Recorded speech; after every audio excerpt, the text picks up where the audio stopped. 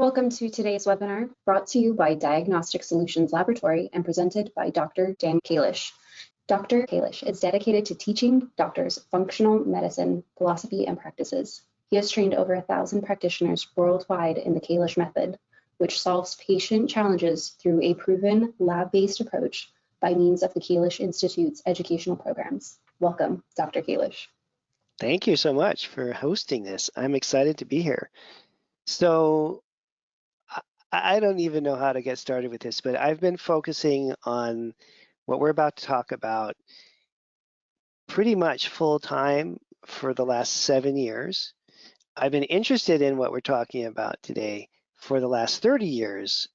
I've been practicing what we've been going to talk about today for a good 30 years, but really the last 7 years of my life has been focused on this. So this is just an extraordinary opportunity to be able to talk about these concepts with you guys. And so we are going to go into detail on the various aspects of this new test that has been presented to us, which is a wonderful thing. And we got to all thank Diagnostic Solutions Laboratory and all the people that work nonstop there for bringing this new technology and new tool to us. This is probably how the early carpenters felt when the first person showed up at a job site with a hammer that was made out of metal instead of stone. They're like, "Ooh, nice hammer. This is metal. It's not stone. This works a lot better." This is like a 2.0 next gen kind of thing. Now they of course have a track record. They brought us a GI map too, so we could thank them for that. That's another whole nother story of similar stuff. But for those of you that don't know me at all, I have been around for a little while. I have done research projects with the Mayo Clinic. I've worked with a variety of different people with the Institute for Functional Medicine. Was in charge of their practice implementation program for several years. And I have a Kalish Institute that I run, and we have a course that's started this week. Any of you that are interested in working on your business, it's not too late to sign up for this. This is one of our more popular courses, and we run it a couple times a year, Business Essentials Bootcamp, and that's starting this week. If you're interested, you get $100 off if you use that discount code, okay? Anybody who wants to work on a practice or start a practice, hot topic now today to get functional medicine practices going. Okay, so it's a little bit about me, and my focus in my practice has been on lab interpretation, skills development for myself, and then through teaching doctors about this stuff. And I'd say, as I see the arc and the spectrum of different practices, different practitioners, if you're brand new to this and you have not run metabolomics testing in the past, you should panic. You should panic because it's complicated. You should panic for a little while, and then you should just relax and take a deep breath, because if you just learn one good supplement for each section of this test that we're about to look at, you're going to help people. You don't even have to know how or why it works. You just have to see the lab, give the supplement, and people will get better. So as panicky as you may be about ordering your first test, because it's an overwhelming amount of information, you can get amazing clinical results as a very beginner doing this work. And in fact, I was a beginner doing this work for 15 or 20 years. I didn't really get into the more advanced interpretation of these kinds of markers till I was, 20 years into my career. So you really don't have to understand the details about how this works in order to get great results. So I want to encourage you guys to all order these tests. We have students at the Kalish Institute that have already ordered over 30 of these Omics panels. It's true, we were talking about it in class, and she's like, yeah, I've ordered like more than 30 of them. I was like, wow, that was fast, the test just came out. She's like, yeah, well, it's a really good test. I was like, okay, thanks. So you should get on this. You should be testing everybody, and we'll talk about that in a minute, a little more detail. But what are the common complaints? Because doctors are always kind of wanting to think, okay, well, who should I order this for? So fatigue, weight gain, depression, anxiety, these are kind of obvious things. Anyone who has any kind of inflammation, catabolic physiology, insulin resistance, or oxidative stress, that's the entire patient population that we're working with. So the real bottom line is that you want to do this test on just about everyone. And the areas that we're going to focus on today are mitochondria, amino acids, nutrients, brain, toxins, and microbes. And if you can just start to wrap your mind around these six areas, and then a supplement, not a complicated thing, but one supplement for each one of these areas, a mitochondrial support product, a free-form amino acid product, a multivitamin nutrient type product, some amino acids for the brain, one detox product, and one gut microbe product. Just learning about 6 products that you can prescribe can help a tremendous number of people. And then as you learn more about the test and you take more courses and you get more into this, you talk to the technical support people at Diagnostic Solutions, you do all that kind of stuff, then you will get more and more into depth about how complex this work can become. Okay, and again, here are the 6 areas, and here's the actual format, how they're presented on the test. And conveniently, they're organized in a way that's easy to understand. So, metabolic processing, that's your metabolism, how you're making energy, burning up stuff for energy. Amino acids, couldn't say enough important things about amino acids, very important, okay? General nutrition, the nutrients we need to survive. Stress and mood, that's kind of code word for the brain. Toxic impacts, that would be, chemicals, heavy metals, how they're affecting the body. And then microbial metabolites, and that's the gut. So you can actually see gut markers on this test as well. Although it's not a stool test, if you really want to see gut function, you would combine the Omics panel with the GI map. And that, in my mind, would be like a first-class workup for any new patient. So what is the Omics testing? And there's all these terms. There's metabolomics, there's proteomics, there's genomics, there's like omics for everything, And I grew up in Berkeley, California, and my father was a professor. Every kid on the street that I grew up in had 1 or 2 parents that were PhDs at Cal Berkeley. And so one of the things that you learn when you're growing up in this really ultra academic environment is that you can get kind of highfalutin, fancy, with your terminology to the point where people don't understand you anymore. And so when you're a content area expert, if you're a psychiatrist or a seismologist or a computer engineer or a Nobel Prize winning chemist or whatever, that's great that you're at that level. But what matters in terms of the context that we're talking about today is how well you can communicate ideas to your patients and how well you can understand this stuff yourself. So we want to try to address all of what we're going to do today in very simplistic terms. Not to dumb down the work or to not appreciate the full extent of what this lab company has done here, but to just start to get a grip on understanding it. I have a section later on in this lecture for those of you that have a lot of experience, so you don't have to get off the call right now. If you've been doing this for a long time, I did sneak in a whole bunch of slides on the genetic stuff that's super important that you should know. So that's more like for advanced practitioners, but the bulk of this really presentation today is to get you an introduction to how this can really work at a simple level. And even the term metabolomics is kind of confusing. Nobody knows what it means. If you ask 100 patients, 100 of them will say, I don't really know what it is, right? So we want to try to make this simple. People understand the word damage and they understand the word metabolism. So if you say, hey, we want to run this test, I want to see if your metabolism is damaged in any way. People will get it, oh yeah, okay, that sounds like a good idea, doesn't it? Because of course the first step in doing this is selling the test to a patient. So you have to be able to explain it well enough that you can sell it. So if at the end of today's hour, you feel enough confidence that you can go out and sell 10 of these test kits to patients next week, I feel like I've done my job. When the results come back, you should panic, get on the phone, talk to Diagnostic Solutions, come to more of these webinars, and over the next 5, 10, 15 years, you'll learn more and more and more about how this work can be applied, right? So it's important to say it's designed to assess metabolic dysfunction, not diseases, and we're really looking for these chemical indicators that show us whether enzymes are working, whether amino acids are where they should be, are the organic acids worked out, and whatnot, okay? And so I was interviewing Spears, one of the greatest living Taoist masters in the world. The long story, short version is I flew to Las Vegas last week and was interviewing this guy.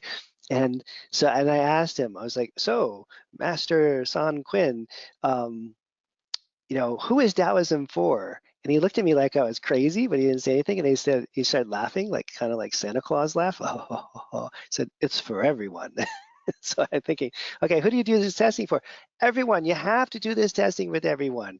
You have to. You're not going to know what to do unless you do this test. You're not going to know if they need B1 or B3, which could make the whole difference in the case. You're not going to know if they need glycine or glutamine. I imagine like if there are all these people sitting around at NASA and they're going to like launch a rocket to the moon or something, or I don't know, Jupiter, and they're like, yeah, we're not going to have like a trajectory for this thing. We're just going to wing it. We're just going to launch this rocket and hope that it gets there. They have to have a plan. You have to have like a structure and a guide so that you know what you're doing. Imagine if they just launched rockets until they finally hit the right target. It's insane. You can't do that with supplements either. You have to know exactly what to prescribe and how to dose the person in order to get the clinical results that you really need. Okay, and then every nutrient can have a positive or negative effect. If you don't do the lab testing first, you're really just shooting in the dark. So very important. You can use this in a lot of different ways, whether it's annual health assessments, weight gain, whatever the case may be. When I'm explaining this to patients, I like to talk about these 4 areas that the test covers. We're looking for, because they're like, what is this? Why am I doing this test? Well, we want to look and see if you're inflamed. If you have catabolic physiology, that means are your tissues breaking down a lot? Is your gut breaking down? Are your muscle tissues breaking down? Do you have insulin resistance? That's like the worst thing that could happen to the human body, right? Puts you at risk for diabetes, cardiovascular disease, and every other known scourge of mankind. Insulin resistance does. And then do you have oxidative stress or not? Puts you at higher risk for cancer, heart disease, all these other, horrible things that happen to human beings. So again, trying to wrap your mind around all of these markers with simplistic kind of overviews that patients can understand. Why should I do this test? Well, I want to know if you're inflamed, if you're in catabolic physiology. That means that you're breaking tissues down too quickly. Okay, that would be the things like cortisol would indicate that, right? We want to know if you're insulin resistant. We're going to measure that in detail because that's very important. We're going to figure out your diet so you can lose weight, et cetera. And do you have oxidative stress or not? So those are one way to kind of approach the larger subject area. And I have a bunch of these different clinical models that I use. This is just one of them. So you can kind of choose which ones may work for you. And then in terms of the testing, can also help determine not only what's wrong, like are you inflamed, is there catabolic physiology, are you insulin resistant, do you have oxidative stress, but then what tissues are getting damaged from that inflammation? Do you have neuroinflammation, meaning it's affecting the brain is inflamed? Do you have mitochondrial damage from all the oxidative stress? Are your lipids getting oxidized? That would be bad, right? That's what we call cardiovascular disease, and LDL is getting oxidized or damaged. Is your DNA becoming damaged? So you can get a general sense not only where the damage is coming from, but what structures, what portions of the cell or the body or the cell membrane, are being destroyed. Okay, down to the very enzyme. You can get really specific. I'm going to show you some enzymes a little bit. You can okay, your mitochondria are getting damaged, and it's this enzyme that's not working, and there's this nutrient that make that enzyme work again. You can get extremely specific with this. So again, I love the term damaged metabolism instead of metabolomics because everybody knows what damage means. Everybody knows what metabolism means, kind of. So why would my metabolism be damaged, Dr. Kalish? And what would happen to me? Well, you'd be tired, overweight, you'd be depressed, you'd be anxious. That's what happens when people are, have a damaged metabolism. Why would that be happening? It could be happening from toxin exposure. Why don't we measure all these detox pathways? Guess what? It's on the test, as well as the antioxidants. Why don't we measure the specific enzymes that are damaged when the metabolism is damaged, down to the specific enzyme, okay? And then you can get into the specific, I'll show you some diagrams that give details about glucose and fatty acids in a minute too, okay? And then when you're thinking about, okay, where is the underlying damage coming from? This test helps figure that out too. It's not a substitute for a stool test. You do this along with a stool test, obviously. But the underlying causes can vary and can cause the same kinds of physiological damage. So this is kind of hard, right? So in other words, like you could have inflammation that's damaging, you could have inflammation and oxidative stress that's damaging your blood vessels and cause you to have a heart attack or a stroke or something like that. And that inflammation and oxidative stress could be coming from your gut, could be coming from a toxin of some kind, could be coming from your diet, could be coming from a lot of different things. A lack of antioxidants, could cause oxidative stress. Too much exposure to a chemical or a heavy metal could cause it too.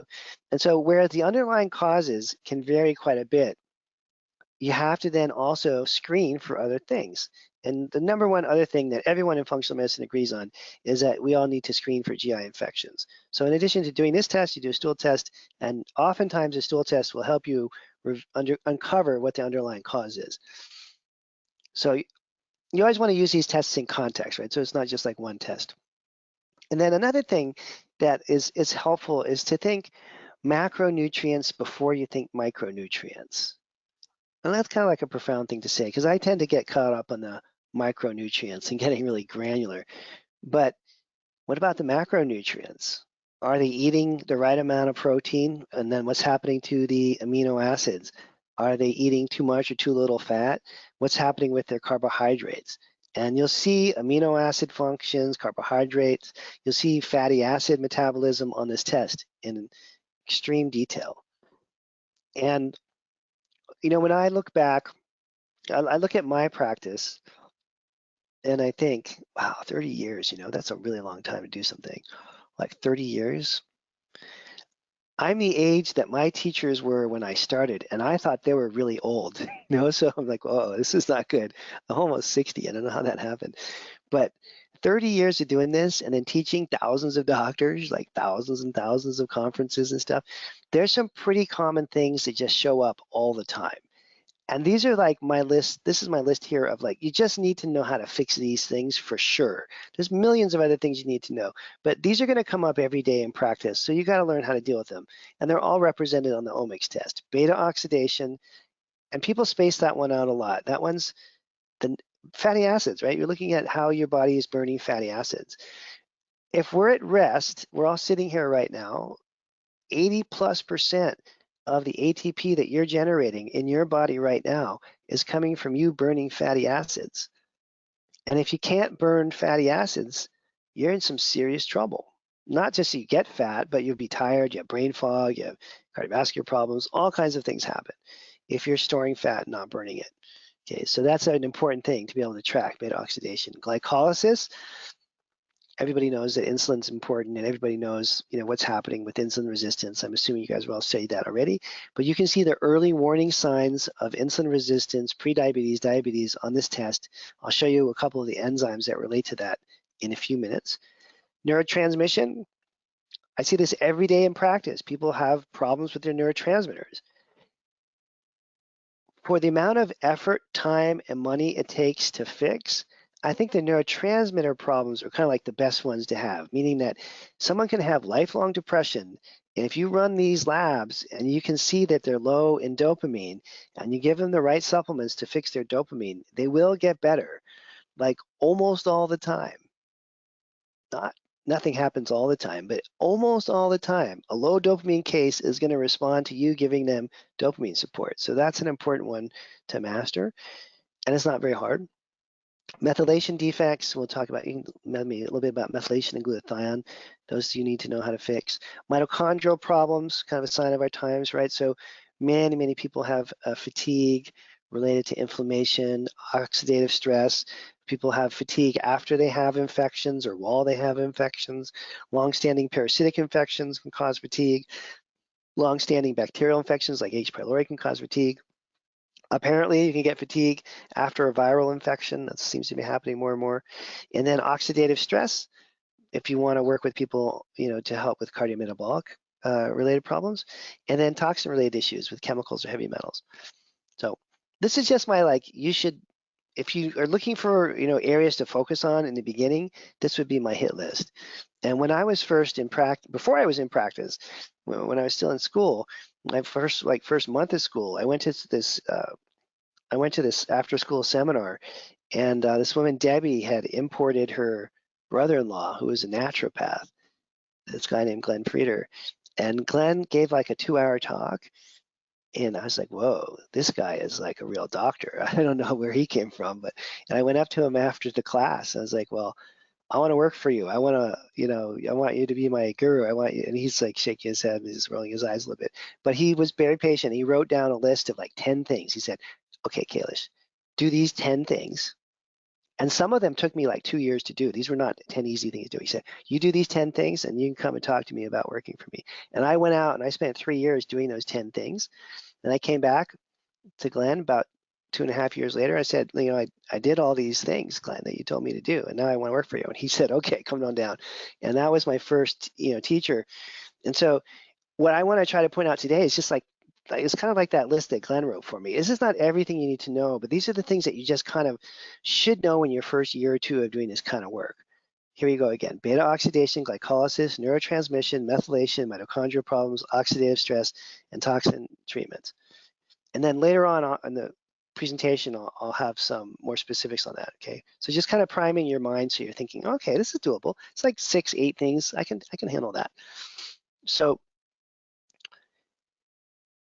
the programs that I design can get quite complex, and you absolutely don't need to go there to get amazing results. The best programs that I design are the simplest ones. And what ends up happening is you have this list of like 37 things that you might want to use, and you whittle it down to 5, the 5 that are really going to make a difference. And so the better you get at this job, the fewer supplements you prescribe. The sign of an amateur is that they're prescribing everything that that patient needs in a dosage that's not going to be therapeutic. You just need to pick the levers to move that are really going to make a difference and get that patient on a therapeutic dose of those few things, and their body will change and you can deal with the other stuff later. You absolutely don't have to treat everything at the same time. And so a simple supplement program with 1 supplement, maybe 2 at the most, per section is enough to get you started in this work and to start to see results. If you pair it with a GI test and with lifestyle changes, you just trust me on this one a little bit, it will work. Promise, extra promise. I've done this with hundreds and hundreds of doctors and it'll work. Now, I know this is a new test, but it's a familiar test, right? Organic acids is something we've all been working with for a long time. What Diagnostic Solutions did was just take that up to the next level. It's kind of like a phone. When my stepson was really young, his mom brought home a dial-up phone, you know, the kind that had a little rotary thing, and he looked at it and he was like hitting the buttons. He couldn't figure out how it worked. I was like, no, you stick it in and you have to move your finger all the way over here and then it comes all the way back, you know. He had never seen one of these things before. So that's kind of the original organic acids, is sort of like a dial-up phone like that. And now we've got like a smartphone. Okay, but it's still a phone. Right? So you can still understand the basic concepts of this new tool they've created, and you can still use it. Like even if you didn't understand all the details about your new cell phone or iPhone or whatever, you know, you can still use it, right? And so I want you guys to not be intimidated by this test. As monstrous as it is, just think of it as a simple tool that you can use. Okay, you don't have to use every aspect of the test in the very beginning. You can choose which areas to focus on based on patient symptoms. That's important to know, and I'll show you some examples of that in a minute. So now, this is just to kind of, there's a lot of science behind this. Organic acids have been studied for decades, and it's pretty intense if you want to get into the deeper end of the pool. So we're going to spend like 5 minutes maybe on these more advanced concepts. If you're, you know, feeling a little overwhelmed already, you know, just take a break, check your text messages or do something else for a few minutes, and then just set a timer and come back in 5 minutes, okay? But I just want to point out that, you know, where this all came from. And so organic acids testing is not a new concept here. And really what we're thinking about is organic acids testing for inborn errors of metabolism. Okay, that's how all this started, is that in newborn babies, they have found that if they run an organic acids profile and these organic acid markers are extraordinarily high, that the baby has an inborn error of metabolism that could be potentially life-threatening. And so every baby born in a country like the United States is tested the day they're born, right, for any of these inborn errors of metabolism using an organic acids test. Now, of course, the ranges that they use are extraordinary because they're looking for life-threatening problems. But I just want to point out that this is not a foreign concept, and it's used in conventional medicine every time a baby is born. Okay. Now, what's different about what we're doing here is that we're taking these, you know, levels of organic acids that are used to detect life-threatening genetic disorders and applying them to a relatively healthy adult population. So it's a different ballgame. There's a group, if you get really into this stuff, called SSIEM, which I actually am a member of, believe it or not. And these are people who kind of focus on how genetic disorders can affect metabolism. And believe it or not, there's a book that came out not too many years ago about inherited metabolic diseases in adults. Okay, so not just inborn errors of metabolism that affect newborn babies, but these same disease processes can appear in adults. And when I first saw this book and read through it, I was like, whoa, that's basically my whole practice. You know, is people that survive their childhood, they have a mild version of a genetic disorder, and guess what? You can detect it on amino acids or organic acids. Now, in the conventional medical community, again, the reference ranges are completely different because they're looking for life-threatening, potentially life-threatening problems. We're not doing that. We're not diagnosing disease, but we're looking at something along the same spectrum that's just a lot milder. Okay, and it's just starting to hit the more conventional medical community with the idea, here's a little blurb, neurologists should consider the possibility of an inherited metabolic disorder in adults with neurologic symptoms that may or may not mimic those seen in affected children, such as in the case of biotinidase deficiency. Okay, so you could have a problem with biotin, which is one of the B vitamins, and that could be an inherited genetic disorder. And there's a very famous book by Williams that came out in the 1950s called Biochemical Individuality. And in that book, Roger Williams talked about how there was genetic variation in the needs for B vitamins that was quite dramatic. Okay, so a lot of what we're going to see on these tests is based on bad diets. If you eat a bad diet, these labs will look bad, and you will be able to fix them with nutrients because the person's depleted themselves of nutrients because they're not eating good food. But you will also see some patients who eat pretty good diets that have metabolic imbalances that are back to the Roger Williams days of genetic differences, biochemical individuality. These days we call it personalized nutrition. You know, you can have one person that needs 5 milligrams of vitamin B6 to be healthy, and someone sitting right next to them might need 150 milligrams. And the labs will help you tell whether the person has nutrient deficiencies that are generated either by genetic variants or by their diet, lifestyle, and usage. So you could have, I don't know, what's a good example? Yeah, you could have like a Parkinson's patient who's taking Parkinson's medications, and they're always going to be low in B6 because the Parkinson's medications deplete your B6. It's just what happens.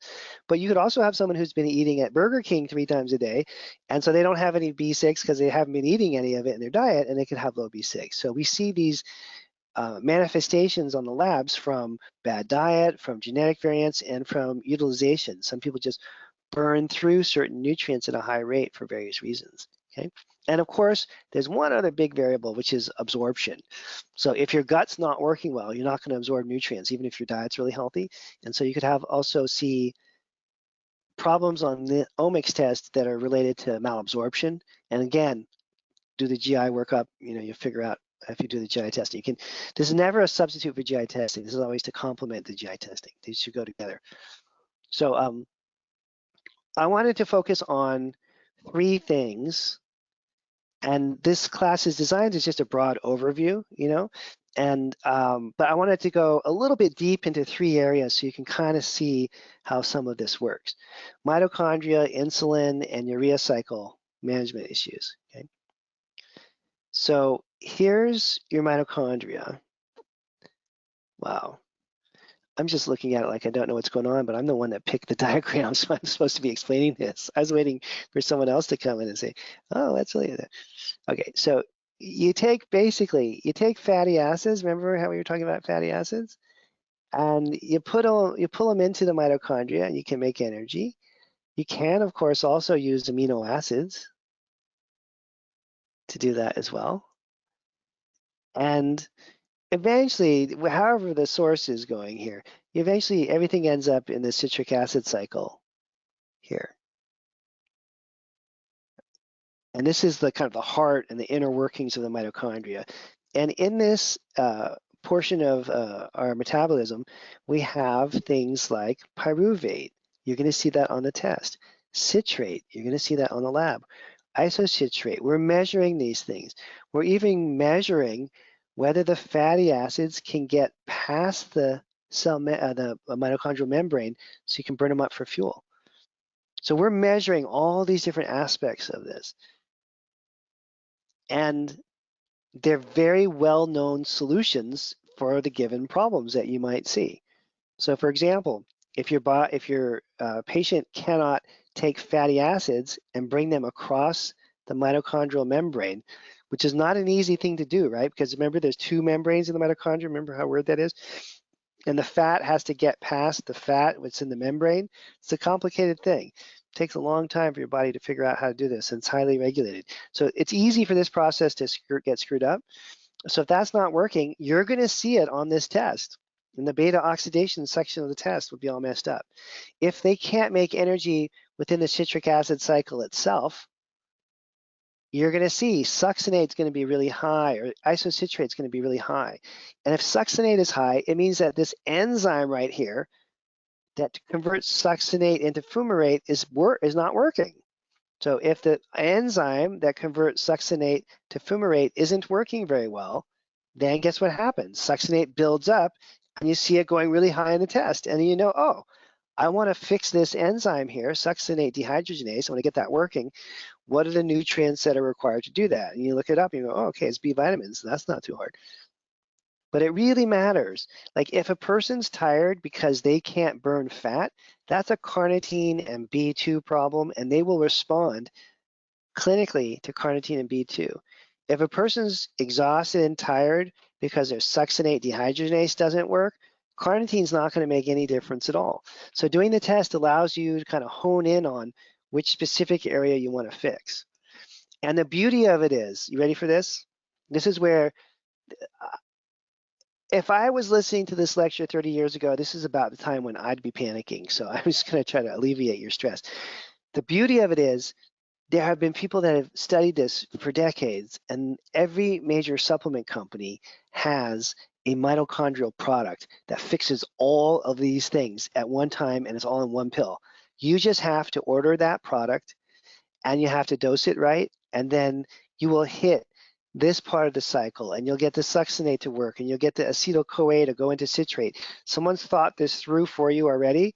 Many people have thought this through. So there's one product that every company has that's like the fix everything in your mitochondria product. And if you just apply that product at the right dosage, you'll hit each one of these pathways. And that's why I was saying earlier, this is pretty cool how complicated it is, but you don't have to know every little pathway to get a solution. Not at all, not even a little bit.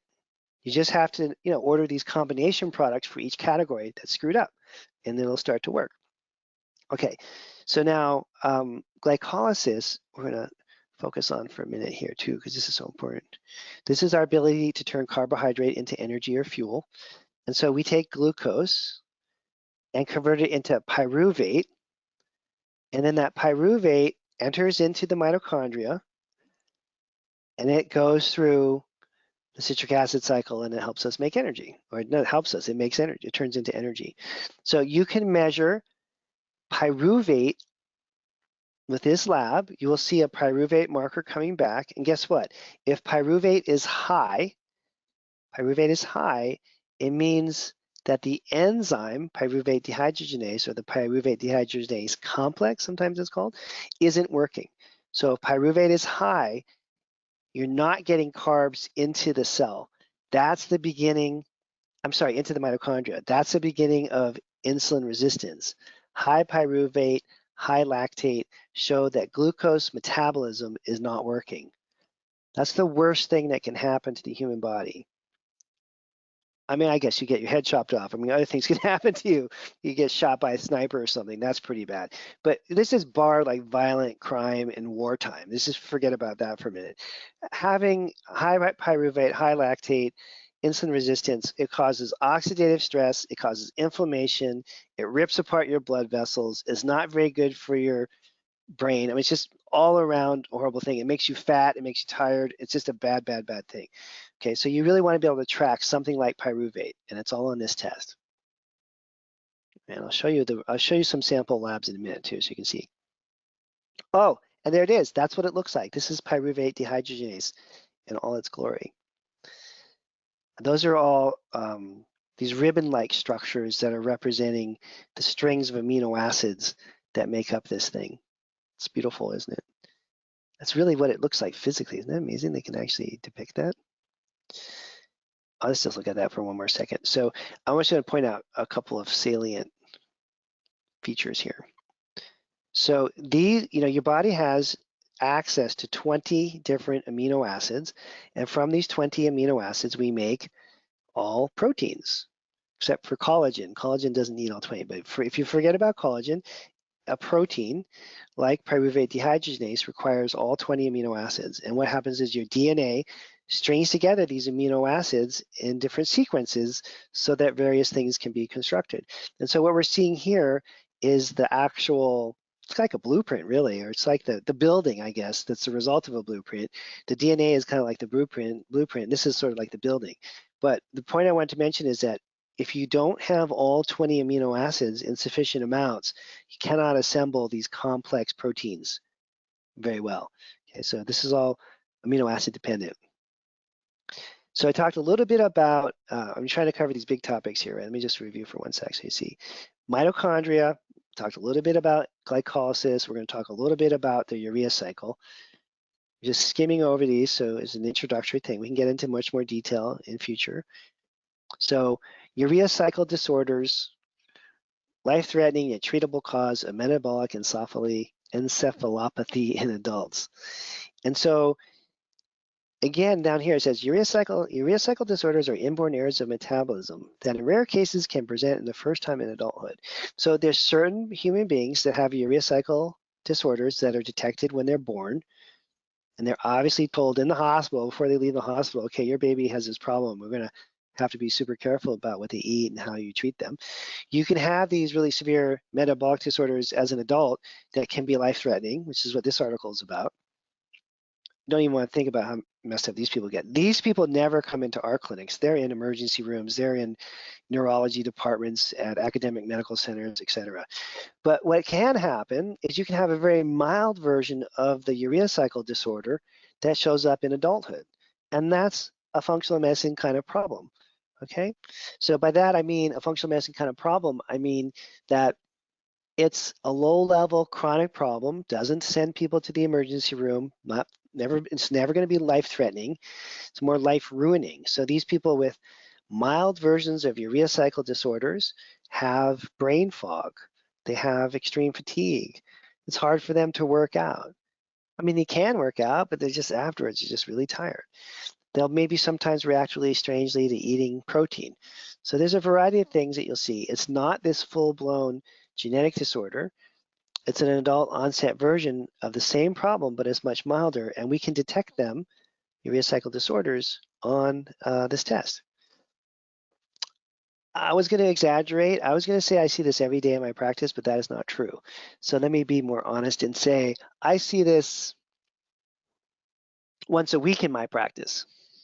That's not true either. I see this once or twice a week in the classes that I teach. How about that? That's an accurate thing. So I teach maybe 5 hours a week of these mentorship courses, and we have at least 1 or 2 urea cycle disorders a week. So this happens a lot. You're going to probably see it in your practice at least a couple times a month, maybe more. Okay, and it's something you have to know how to treat, because if you miss it, they're just not going to get better. You can do all kinds of other things. It's not going to work. All right, so also everyone always wants to know about protocols. And so I just want to sort of touch on this. This is not a protocol course right now. I teach a lot of other classes that are for that purpose, but we're not doing that today, okay? But I just want you to just get your mind around the kinds of supplements that you could use. So if you have a mitochondrial problem, this is going back a few slides here. That's to this thing, right? If you have a problem with the mitochondria, then here are the potential supplements you can use. CoQ10, magnesium, B complex, free-form amino acids. If you want to keep it simple, you just use one of these combination products. It'll say mito something in the title, or mitochondrial something in the title. Every company has one, okay? And what will it have in it? It'll have CoQ10, magnesium, carnitine, maybe some amino acids, okay? And again, the lab findings could be anywhere from high citrate to malate to isocitrate. Any of those things are going to indicate that you should use a combination product for the mitochondria. It can be that simple. And just dose it sufficiently. Don't underdose them or it won't work. Insulin resistance. Okay, that's back to our previous slide here where we were talking about pyruvate. Dehydrogenases is the enzyme, converting pyruvate into acetyl-CoA so you can make energy inside the cell, inside the mitochondria. If that pyruvate dehydrogenase enzyme is messed up or lactate is high, you're going to see either high pyruvate or high lactic acid or high lactate. B complex, it's really B1 and B3 and B5, but B complex, lipoic acid, magnesium, chromium, biotin. You can't even remember all that. Your head's popping off. Just use a combination product that's designed for insulin resistance. Every company will have one. It'll have gluco in the name, gluco this or gluco that or something. If you can't figure it out, just ask your supplement sales rep, what's your best combination product for insulin resistance? Okay, so you don't have to get into the complexity of this. One product for insulin resistance, you got it made. One product for mitochondrial support, you got it made. I'm going to say this like 15 or 20 times. Just don't underdose the person. It won't work if you give them 1 pill a day of this stuff. Most of the mitochondrial products take 3 or 4 capsules at least twice a day. I was teaching a webinar last night. It's not funny, but it's kind of funny. I was teaching a webinar last night, and I told the amount of N-acetylcysteine that I use in my practice, and you can see the chat with the doctors are chatting to you, and all these doctors are like, that's a lot of N-acetylcysteine, that's a really high dose, and I'm thinking, okay, people, like, if you think that my starting dose is a high dose, you don't know what you're doing. And if you don't know what you're doing, no one's going to get better. You cannot give somebody like 100 milligrams of N-acetylcysteine and sit back. It would take like 16 or 25 years for them to even get, it's just not going to work. So don't underdose people. Don't hurt people by giving them too much of anything, okay? But look it up in a book and figure out what's the therapeutic dose. And don't chicken out. And don't do what's on the label. Look it up in like a trusted medical resource about what the real dose should be. Don't do label dosages. That's the supplement companies telling you what to do. That's not what we're supposed to be doing here. Okay, so then the third protocol for urea cycle, the lab findings are disrupted urea cycle, and then you can use B complex. That's not that important, to be honest. What's really important is the arginine. Okay, arginine is really what makes this work. So for urea cycles, forget about all this stuff. I don't know why I put this on the slide. I was trying to get fancy. Just use arginine, okay? If you just want one product, just use arginine for urea cycle problems. That's enough. Okay, so quick reminder here, and we're gonna look at some lab markers now. 6 key areas, overview of the test here, metabolism, amino acids, nutrition screening, stress and mood, that's for the brain, toxic impacts, and then the microbial metabolites. So we're gonna look at each section just a little bit. So metabolism, very important. Pyruvate, dehydrogenase, we talked about the enzyme. And then here's the actual markers. See pyruvic acid and lactic acid. If those are extraordinarily high, you have a big problem with carbohydrate metabolism. We're just honing in on a few markers here. We're not covering the whole test, obviously, okay? So those 2 markers, if they're high, are gonna cause a problem with means that there's a problem with carbohydrate metabolism. And you're gonna give them the list of supplements I had on the page before, okay? It's B1, B3, B5, lipoic acid, those are the main ones. Or a combination product for insulin resistance, because that's what you're looking at. And now we're gonna take a look at tryptophan, 5-HTP, and kynurenate. This can move around a lot.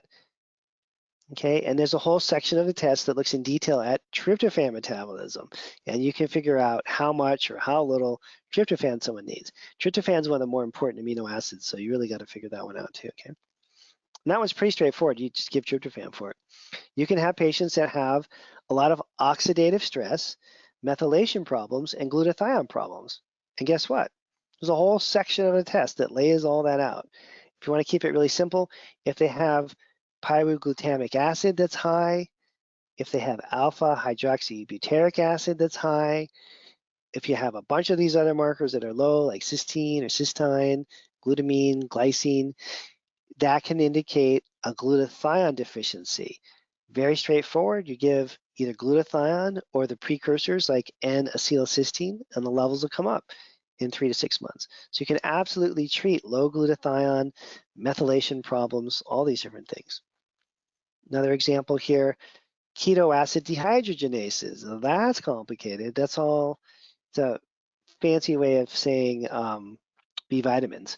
So, and you'll see here, right here in the lab, branched chain alpha keto organic acids. If those markers go super high, they need B vitamins. It's that simple. If the B6 marker goes super high, they need vitamin B6. Just dose it right. If you give them like 5 milligrams of vitamin B6, it's not going to ever work. Start them with 50, bringing them up to 100. A lot of patients that I work with need 100 to 200 milligrams of vitamin B6 before they have a real solution. Okay, and whenever you use B vitamins, you always got to give B complex plus the additional B vitamin that you want specifically. Never give an individual B vitamin by itself. Okay, you got to remember that. Never give an individual B6 by itself. You give a B complex and then add in the B6, or a B complex and add in the B12. So any markers that you see that's off, give the B complex and then add in the extra B vitamin. Never do B vitamins alone. And then here's a nice and somewhat thorough, we might say, diagram of all the neurotransmitters. So I'm looking on the right-hand side here with dopamine and L-DOPA and tyrosine in particular. So you look at those, and it's right on the test. This is like a no-brainer. See where it says catecholamine turnover? If your homovanillinic acid or vanillmandolinic acid are high or low, you got a problem with the catecholamines. Okay, and especially tyrosine, and there's some other treatments you can use too, but tyrosine is usually the #1 one, will help resolve imbalances there. And there's more complicated things you can do, of course, but that's like a good starting point, using tyrosine to help balance out neurotransmitter levels. That's probably my favorite thing to do in practice because the results that patients get are so dramatic, so life-changing. If you can find somebody that has had low dopamine their whole life, and you give them tyrosine and maybe some mucuna. Mucuna is a herbal form of L-DOPA. That just won't be depressed anymore. I mean, it's like if someone's been living with low dopamine their whole life, they're going to get obsessive, they're going to get depressed, they're going to get anxious, they're not going to sleep well, they're going to have all kinds of gut problems, all kinds of horrible things happen. And you just run this bloody test and you can see the catecholamines are screwed up.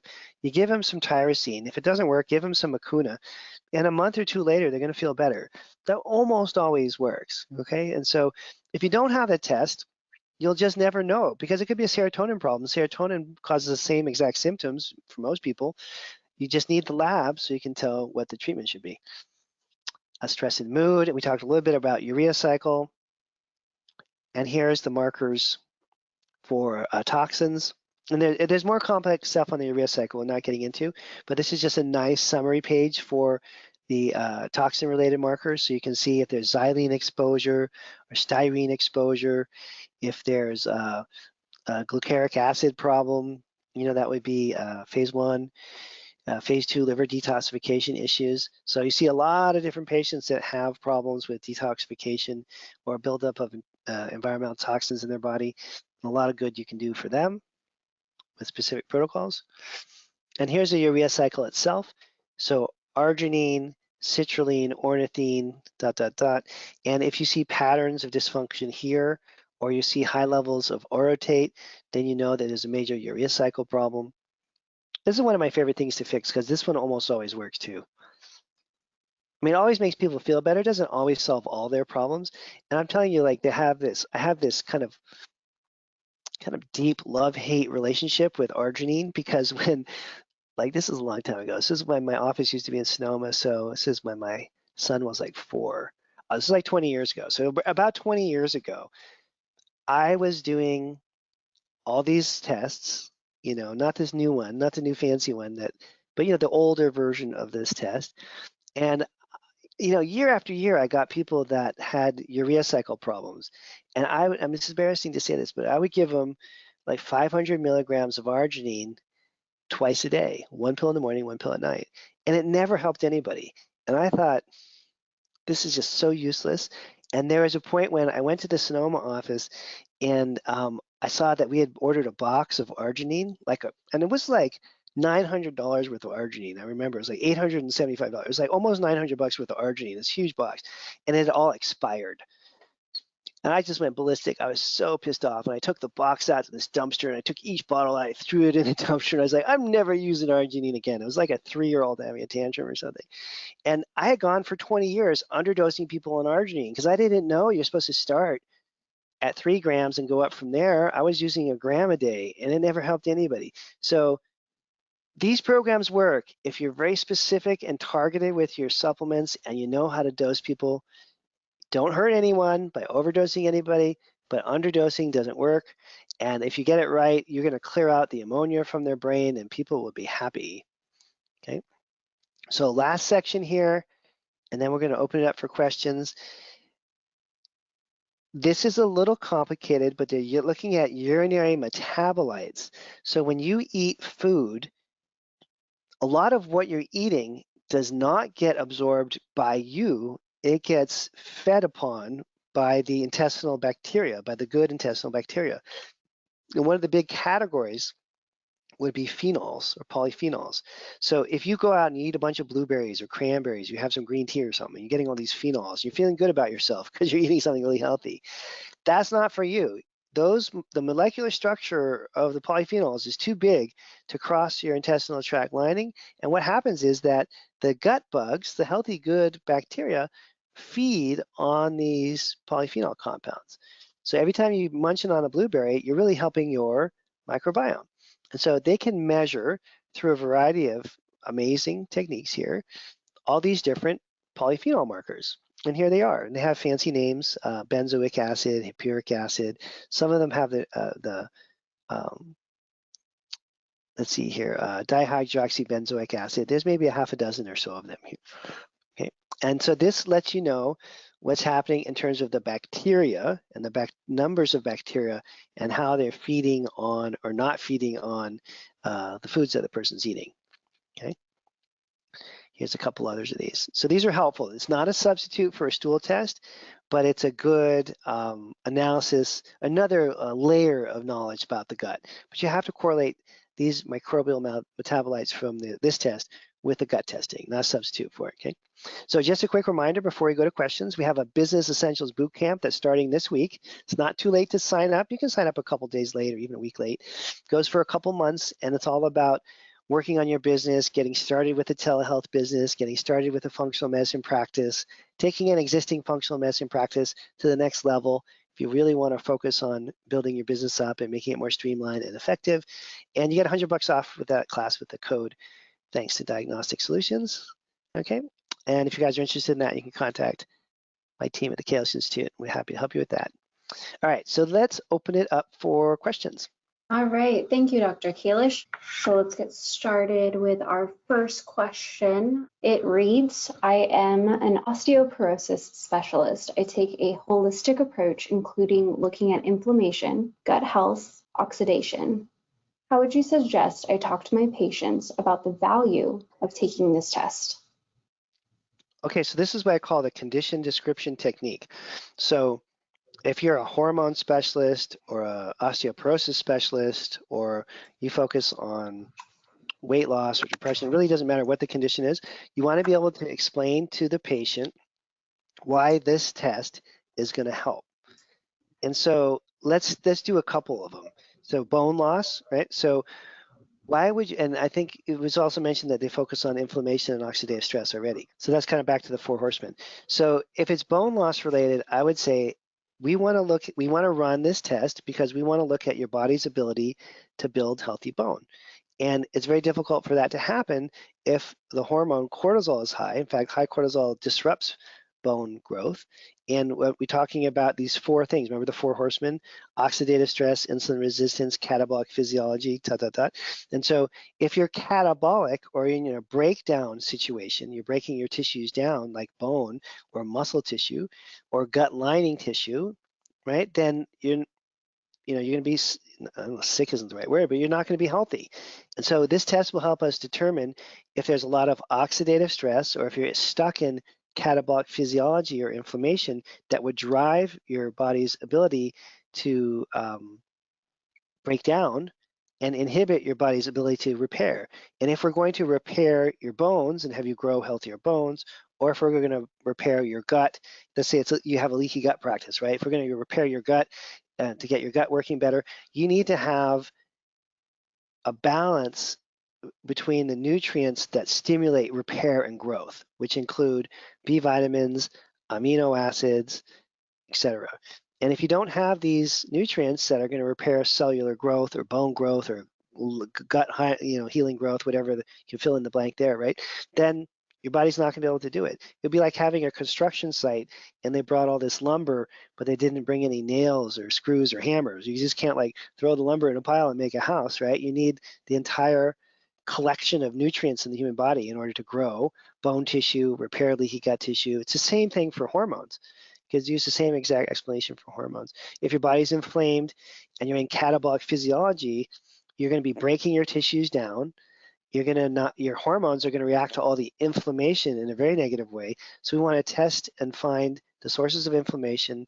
We want to be able to use things like antioxidants to reverse or prevent the inflammation, find out where it's coming from in the first place. It could be chemicals, heavy metals, it could be gut related, inflammation from your diet or from gut infections. Eliminate all these variables so your body can go from a breakdown state into a repair state. So I think the explanations, whether you're a hormone person or a leaky gut person or an osteoporosis person, are going to be similar, and you're going to want to try to tie it back to that slide I had a while ago, the 4 horsemen slide, and that usually works pretty well.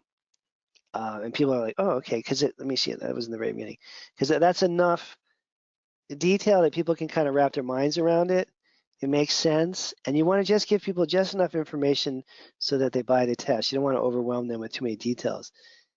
I usually stick with a 4 horsemen based, explanation, and then the punchline is this test shows us all the nutrients that can control inflammation.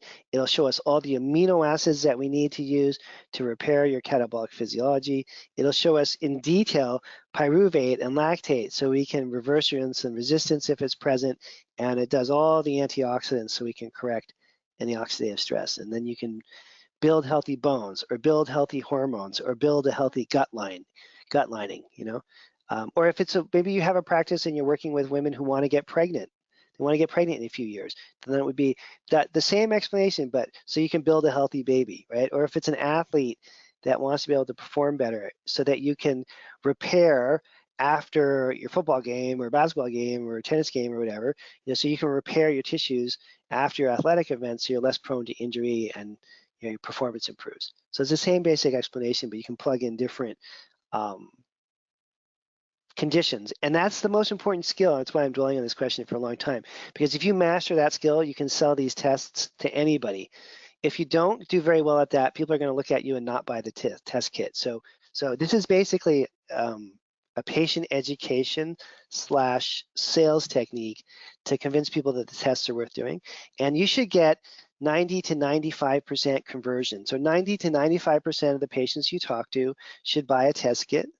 5% of people are going to think you're crazy no matter what, so you can't convince everybody. But if you're not in the 80 or 90% conversion rate, then you need to work on your condition description technique stuff, maybe read some books about sales, and you'll be able to do this really successfully. Okay, another question? Do you have anything else? Yes, so one of the other questions that we have, any suggested source for therapeutic doses? Well, for online sources, the Linus Pauling Institute through Oregon State University has some good information, very good information on their website. That's a good go-to online resource. And then finding a local practitioner in your community that's been doing this a long time that can kind of share things with you so you can get like an inside view of how this really works. That helps a lot too.